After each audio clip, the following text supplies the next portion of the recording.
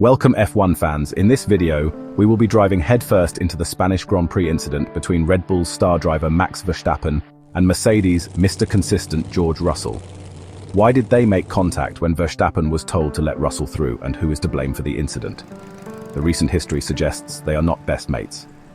If we go back to last year when Russell called out Verstappen's behavior on track when sent to the stewards' room together, the Mercedes driver accused the Red Bull star of deliberately pushing to crash into him during the Qatar Grand Prix. After, both exchanged their feelings in multiple interviews. Max says he lost all respect for George. In return, George called him a bully. How did they crash into each other twice? A safety car was deployed in the race due to Kimi Antonelli coming off track in the gravel and bunched up the cars together.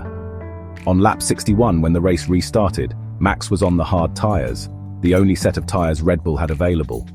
Russell was on the soft tyre. Coming into the first corner, Russell managed to outbrake and level Verstappen. But when turning in, he lost grip and had to make a slight correction on the steering wheel.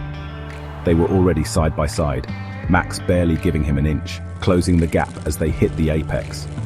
Russell's slight loss of grip and Verstappen's aggressive approach closing the gap in on Russell both resulted in them banging wheels.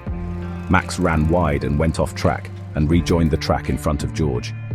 Red Bull, being concerned Max might have gained an advantage resulting in a penalty, radioed him saying, "Can you let Russell through?" Max replied saying, "He rammed me off the road." Shortly followed, Max slowed up to allow George to pass. George only managed to get 3/4 of his car past Max and was about to steer into the corner when Max full throttled into the corner, braked later than George, and ran into the side of George's car.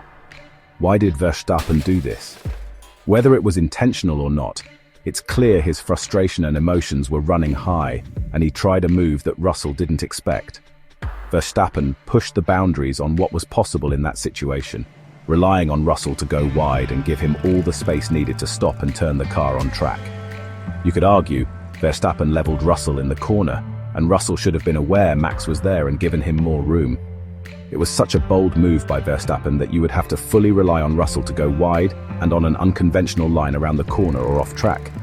Verdict: in this incident, Verstappen, being the overtaking driver, should have expected Russell to take the racing line through the corner. So, the speed and acute angle Verstappen came into the apex at made it near impossible to avoid Russell. For this reason, I would have to put the majority of the blame on Verstappen. Let me know your thoughts, and who do you think was at fault? This is just the beginning. Hit subscribe, follow, or the like button if you would like to see more videos like this.